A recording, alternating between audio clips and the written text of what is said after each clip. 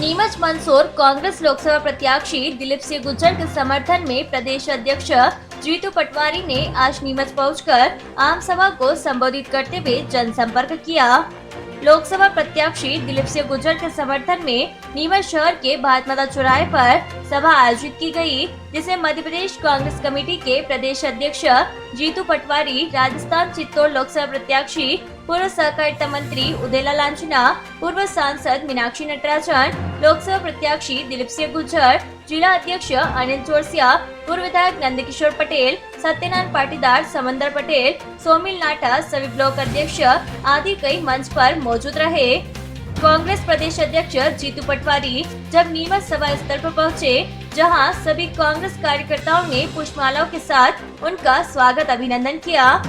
कांग्रेस प्रदेश अध्यक्ष जीतू पटवारी ने सभा को संबोधित करते हुए कहा कि प्रधानमंत्री नरेंद्र मोदी ने झूठ बोलकर सरकार बनाई थी, जिसकी परतें अब खुल रही है और देश में हालात बद से बदतर होते जा रहे हैं। प्रधानमंत्री भ्रमित करते हैं, झूठ बोलते हैं।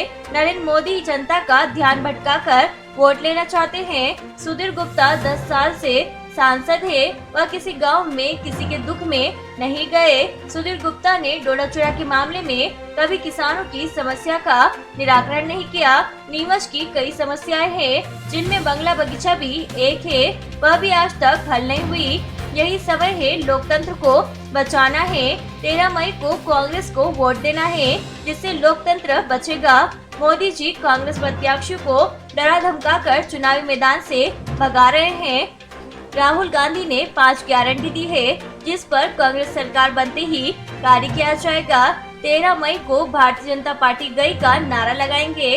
प्रदेश अध्यक्ष जीतू पटवारी ने सभा को संबोधित करते हुए सांसद सुधीर गुप्ता और देश के प्रधानमंत्री नरेंद्र मोदी को आड़े हाथ लिया। नीमच मंदसौर लोकसभा क्षेत्र अफीम किसानों का क्षेत्र है। अफीम के किसानों को सीपीएस पद्धति थोपी जा रही है, यह गलत है। किसानों की आवाज को दबाया जा रहा है। कांग्रेस पार्टी किसानों के साथ किसानों के हक दिलाने का कार्य करेगी।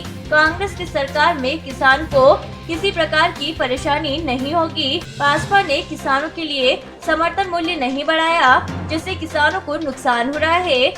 सभा के बाद प्रदेश अध्यक्ष ने शहर के भारत माता चौराहे से फवारा चौक तक जनसंपर्क किया और जनता से आशीर्वाद लिया और कहा कि कांग्रेस प्रत्याशी दिलीप सिंह गुज्जर को वोट कर विजय बनाए, जिससे देश का लोकतंत्र बच सके। इस सभा एवं जनसंपर्क कार्यक्रम में सभी कांग्रेस पार्टी के नेता कार्यकर्ता, महिला कार्यकर्ता मौजूद रही। और एक ऐसा व्यक्तित्व जो लोगों को पसंद आने वाला है। पूरे मंदसौर नीमच में कांग्रेस के पक्ष में हवा चल रही है। हवा का रुख बता रहा है कि कांग्रेस पार्टी की लहर चल रही, पूरे देश में चल रही। 3 चरणों के चुनाव के बाद नरेंद्र मोदी जी की भाषा और भाषण इस तरह के हैं कि वो थोड़े डगमगा गए, थोड़े से डर गए। मैं मानता हूँ कांग्रेस पार्टी का बहुमत पूरे देश में आएगा और 15 से ज्यादा सीटें मध्य प्रदेश में कांग्रेस लोकसभा की जीतेगी। 10 साल नरेंद्र मोदी जी की सरकार रही। मैं बड़ी आत्मीयता से, बड़े भावनात्मक आप लोगों से बात करना चाहता हूं, हमारे नीमच परिवार के सभी साथियों से।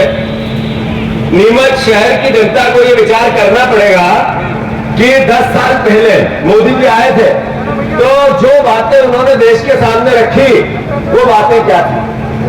सब लोग हम बात करते हैं, सुनते हैं, पर एक बार एहसास करें इस बात को कि देश का प्रधानमंत्री ऐसा, जिन्होंने देश को कहा कि न मेरे कोई आगे है, न कोई मेरे पीछे है।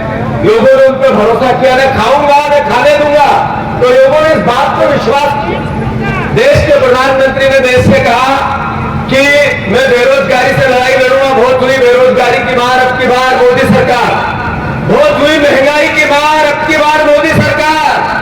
याद होगा आपको कि प्रधानमंत्री जी ने एक सभा में कहा कि जब आप वोट डालने जाओ तो जो गैस का सिलेंडर है उसको नमस्कार करके जाना, तो याद रहे ये 400 का है। आप बटन दबाओ, उससे पहले गैस के सिलेंडर को नमस्कार करके उसके हाथ छोड़ के आप वोट करने जाना। अब आप लोगों को, हम लोगों को ये एहसास हो रहा है कि अगर आप वोट डालने जाना है तो उसी गैस के सिलेंडर के पेट छूटे जाना पड़ेगा। सही है कि गलत? मैं अनुरोध इतना करना चाहता हूं, मोदी जी ने कहा था किसानों की मैं आय दुगनी करूंगा, एमएसपी लागू करूंगा। उन्होंने $5 ट्रिलियन की अर्थव्यवस्था बनाने का कहा था। उन्होंने डॉलर के मुकाबले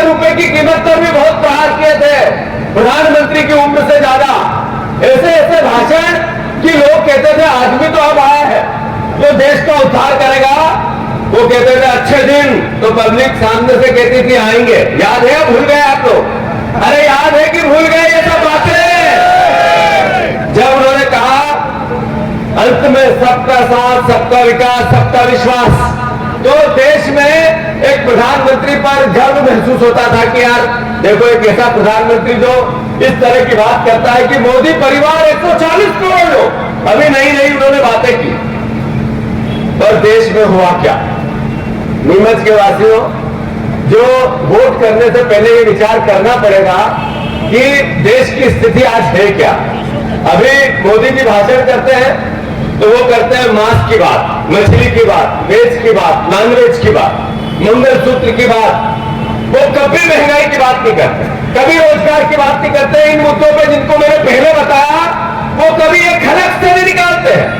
अभी वो 2-3 दिन पहले उन्होंने कहा कि कांग्रेस पार्टी राहुल गांधी जी को शहजादे कहते हैं। शहजादे, कांग्रेस के शहजादे। शहजादा कैसा?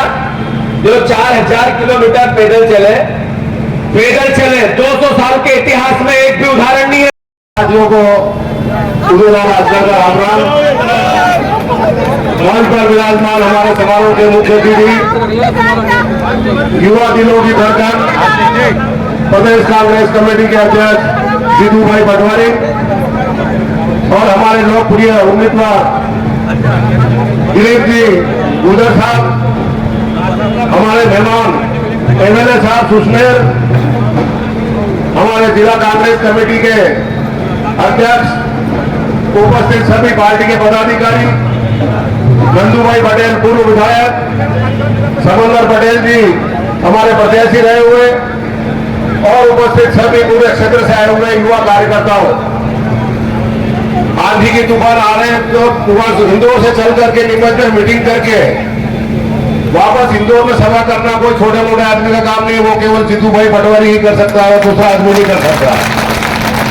मैंने तो प्रोग्राम देखा था, उसमें मैं समझा कि हेलीकॉप्टर से होगा, लेकिन जब कार पड़ी तो मैं तो ये भैया या वो कार को भी उड़ाता है कि क्या करता है, ये समझ में नहीं आ रही थी मेरे। इतनी मेहनत से काम जीतू भाई पटवारी और युवा साथी ही कर सकते हैं। निसंदेह आपके नेतृत्व में चुनाव हो रहे हैं लोकसभा के मध्य प्रदेश में और बहुत ही अच्छे नतीजे आएंगे जो उमंग उत्साह सब जगह देख रहे हैं। राजस्थान का हमारा चुनाव हो चुका है, वहां से फिर था तो समय निकाल करके मैं तो नीमच मंदसौर इस संसदीय क्षेत्र में जाऊं।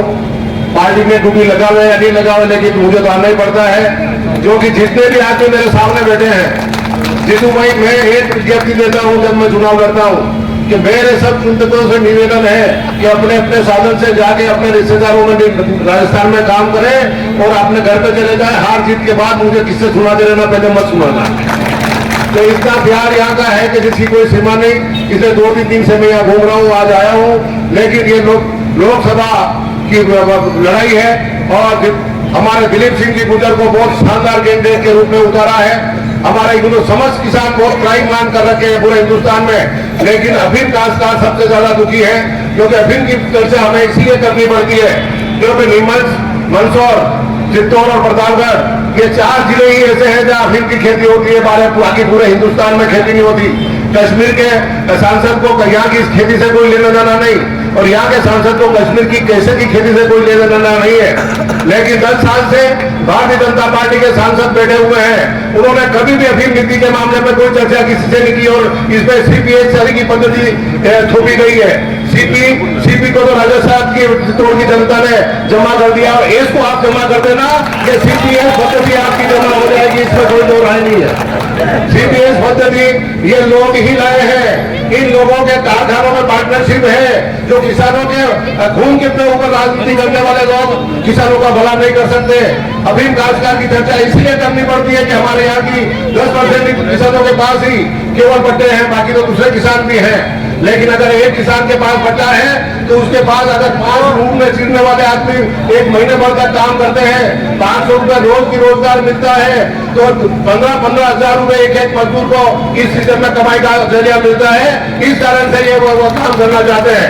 तो आप लोगों से यही निवेदन करना चाहता हूं कि अभी नीति बनेगी तो उसमें हम दोनों विधायक सांसद के रूप में उसमें मेंबर रहेंगे, तो किसानों के हित की नीति बना करके अभिन्न किसानों की मुश्किलें को आसान करेंगे। 8/29 में जो अन्याय हो रहा है पुलिस और नारकोटिक्स द्वारा, चाहे वो राजस्थान हो या चाहे मध्य प्रदेश, जहां भी अन्याय हो रहा है, वो 8/29 घटाने के लिए मैं पूरी ताकत के साथ हम दोनों भाई लगे रहेंगे और 8/29 को हटाएंगे।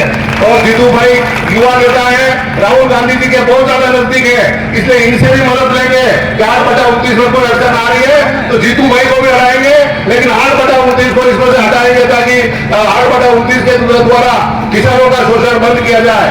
लेकिन ये सरकार कांग्रेस की सरकार है, समस्त किसानों का ऋण माफ करने का वादा राहुल गांधी जी ने किया था। राजस्थान, मध्य प्रदेश, छत्तीसगढ़ में आपने सरकार बनाई थी 2018 में, समस्त किसानों का ऋण माफ हुआ। मैं कोऑपरेटिव मिनिस्टर था राजस्थान में, 15,000 करोड़ रुपए और 23 लाख किसानों को फायदा हुआ। कहने का मतलब यह है कि राहुल जी जो वादा करते हैं वो पूरा करते हैं। अब के वादा किया है कि समस्त किसानों का ऋण माफ करेंगे। आपकी अन्य बैंकों से भी केसीसी है, उन केसीसीओ को भी माफ करेंगे। जब उद्योगपतियों का 16 लाख करोड़ रुपए माफ हो सकता है तो इन किसानों ने किसकी गाय मारी है? किसानों का कर्जा क्यों माफ नहीं हो सकता? तो किसानों का कर्जा भी माफ किया जाएगा। इसलिए आप पूरी ताकत के साथ तो हमारे दिलीप सिंह जी गुजर साहब को जीता है, समय का बहुत ज्यादा अभाव है और मीटिंग है, उज्जैन में मीटिंग है, इंदौर में मीटिंग है। मैं तो केवल राम राम करने के लिए आया हूँ। एक दिन मनासा में घूम लिया हूँ, एक दिन जावत में घूम लिया हूँ, कल नीमच क्षेत्र का दौरा है तो वहाँ बराबर घूमेंगे, 10-20 गाँव में जाएंगे। और पूरी ताकत के साथ आप रद्द करके 5% बढ़ा देना, वोटों का प्रतिशत जितना बढ़ाओगे उतना ही कांग्रेस को फायदा होगा। ये 3 दिन का काम आप कर दोगे तो 5 साल तक पूरे क्षेत्र की जनता और किसान आराम में रहेंगे, पूरे हिंदुस्तान का किसान आराम में रहेगा। राहुल जी ने बहुत मेहनत से कहा और आज उनका घोषणा भी हो गई है कि आने वाला प्रधानमंत्री नरेंद्र मोदी नहीं हो सकते, ये राहुल जी ने कह दिया है। और राहुल जी जो बात कहते हैं वो पूरा होता है। उन्होंने कोरोना के समय भी कहा था कि हवाई जहाजों को रोक लो विदेशों से आने वालों को, नहीं तो कोरोना आएगा, महामारी आएगी और नहीं होगा तो कितना प्रलय का सामना करना पड़ा था। तो वो तो हमारे भविष्यवक्ता है, उनकी घोषणा हो गई तो निसंदेह आने वाला समय ठीक है। हमें बहुत अच्छे दिन नहीं चाहिए, हमें तो हमारे पुराने दिन लौटाने हैं, इसलिए कांग्रेस को लाना जरूरी है। बहुत बहुत धन्यवाद जीतू भाई का, पुनः बहुत बहुत स्वागत, अभिनंदन। निसंदेह आपका समय अभाव के कारण मैं